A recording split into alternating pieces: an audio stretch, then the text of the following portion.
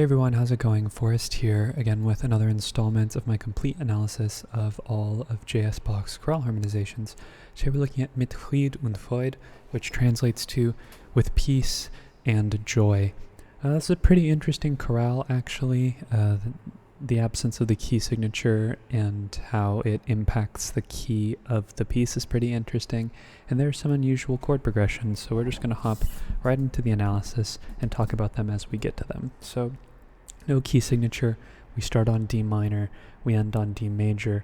I reckon we're in the key of D minor. However, our first cadence is a perfect authentic cadence in the key of A minor, so we're looking for a point in which we modulate, and I don't think it's too far after the beginning. We go from D minor to A major over C sharp, A, E, and A, which would be 5-6. Starting off a chorale with 1-5-6-1 is kind of like a hallmark. It's not the primary, well, actually maybe it is the primary chord progression. Like if you could attribute one chord progression to the beginning of a Bach chorale, 1-5-6-1 is definitely a strong contender. We have D, D, F, and A, which is our tonic again, and I think this is where we modulate to the key of A minor, where D minor is now our subdominant. And then interestingly, we have E, B, E, and G natural, which would be a natural 5. We see these pop up in Bach's music from time to time. And then we get F sharp, A, D, and D, which is D major over F sharp. That would be a 4-6 chord, uppercase. We see this progression 5 going to 4-6 from time to time. And we have some passing tones in the lower voices and an anticipation in the alto, and that spells E, G sharp, B, and D, which is E7 over G sharp. That's a 5-6 chord. Then we have A minor, A, C, E, and C, which is our tonic, and some more melodic minor going on in the alto here. Passing tones in the inner voices before we get E, E, G sharp, and B. That is our major dominant. Passing seventh in the tenor before we get A minor, A, C, E, and A. Okay, moving ahead to the next cadence, we have another perfect authentic cadence in the key of A, but notice how we have the Picardy third here. This is going to be repurposed as the dominant of the key of D minor, which is the key of the next phrase. Or is it? We'll talk about it. 3-6 chord, C major, E, C, G, and C. F major, F, C, F, and A. In the key of A minor, that is not a 4 chord, that is a 6 chord. We then have D minor. This E is an accented non-chord tone. D, A, F, and C. More specifically, it's a D minor 7 chord, so 6 going to 2-7. And as we prepare for the cadence, this makes sense. We have E major, E, G sharp, B, and B. That's our 5 chord in the key of A.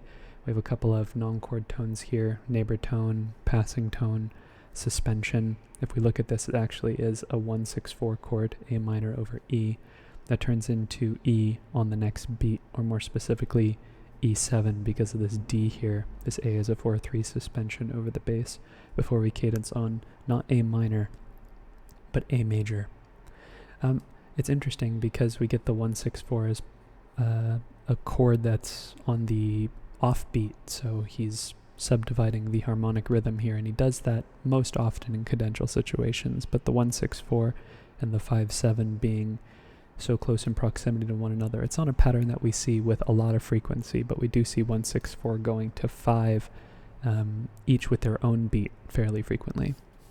So the next cadence we have is a half cadence in the key of C major, and what's really interesting is we would expect D minor, right, because we have this A major chord here.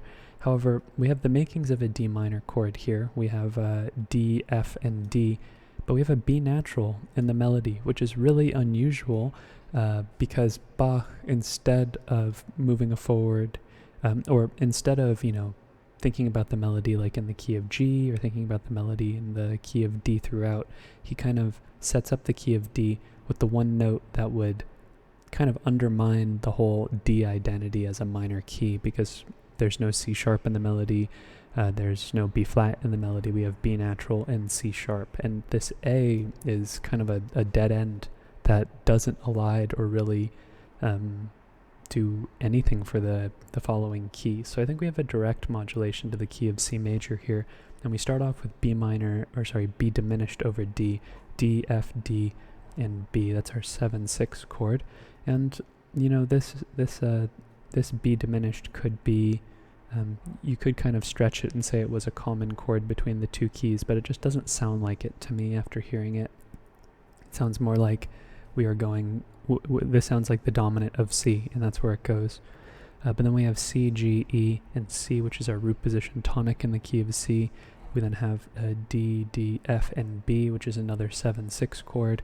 And then that goes to C major again, but in first inversion. This is a very normal pattern in Bach's music, 1-7-6-1-6 or 1-6-7-6-1 in either direction.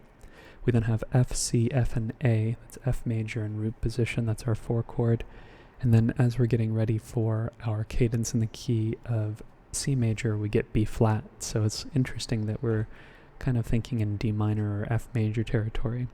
We do have an F major on the previous beat, so I think he's doing the same thing as he did on the previous beat, just in terms of F rather than C. So this is E diminished over G. That would be the leading tone chord in first inversion of 4, so 7/6 of 4.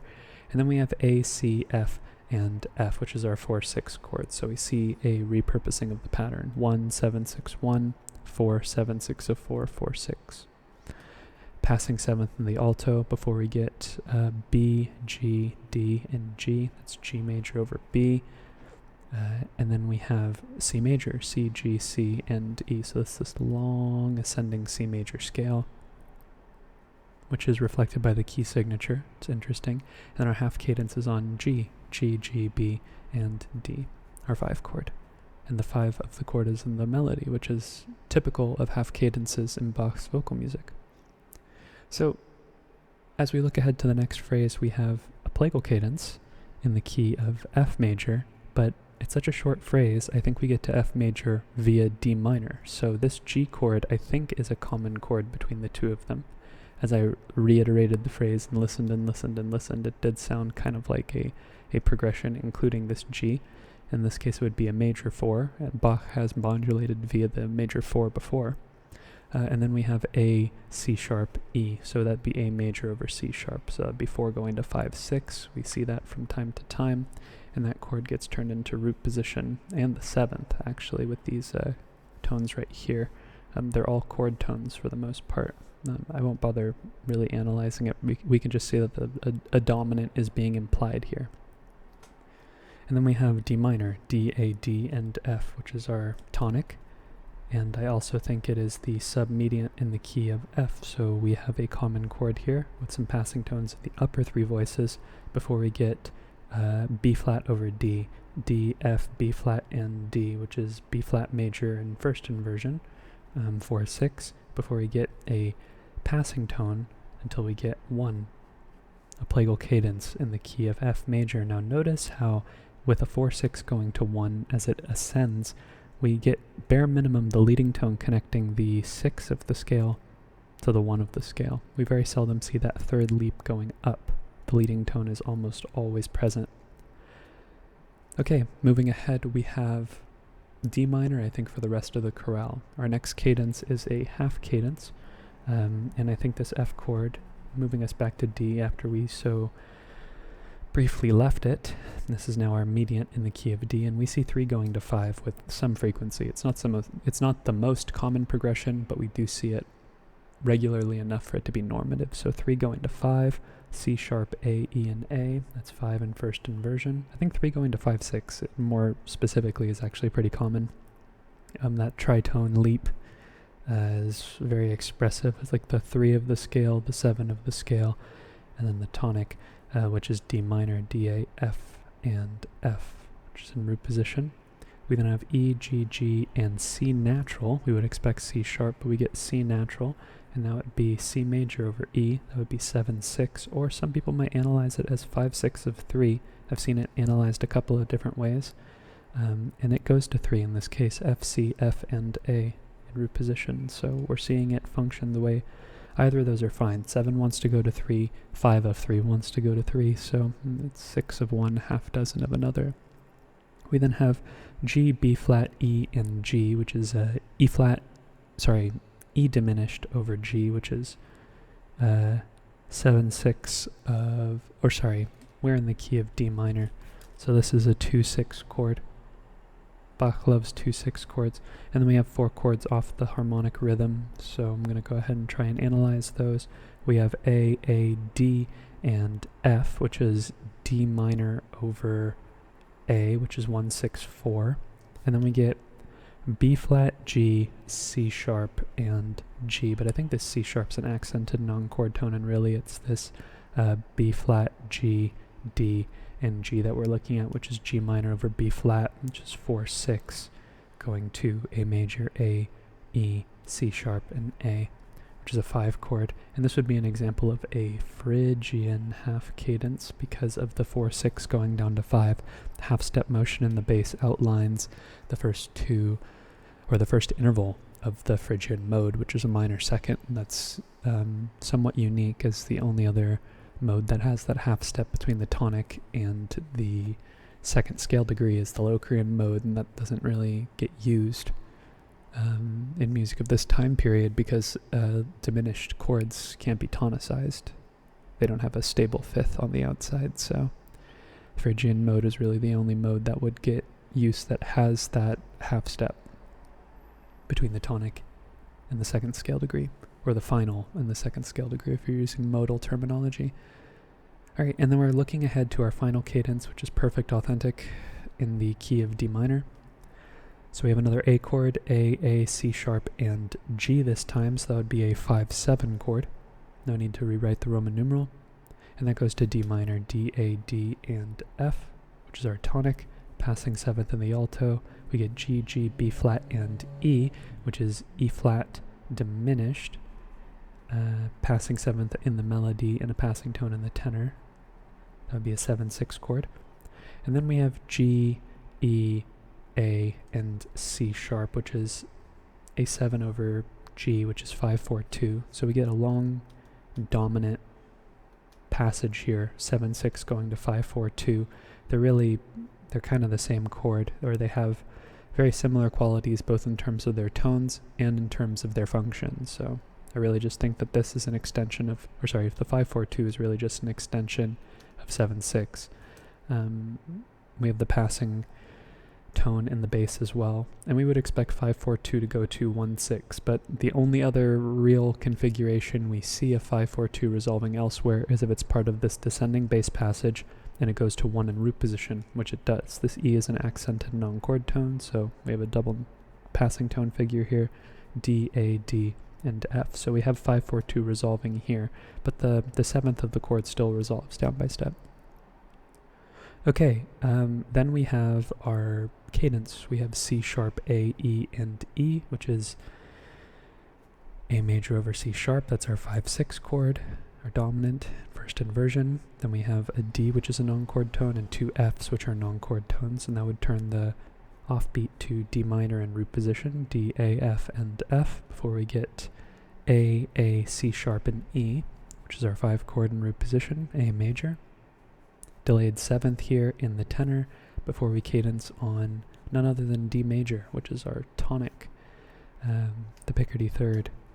Bach often ends his minor chorales with a major tonic, hopefully to leave the listeners in an uplifted state, I would think.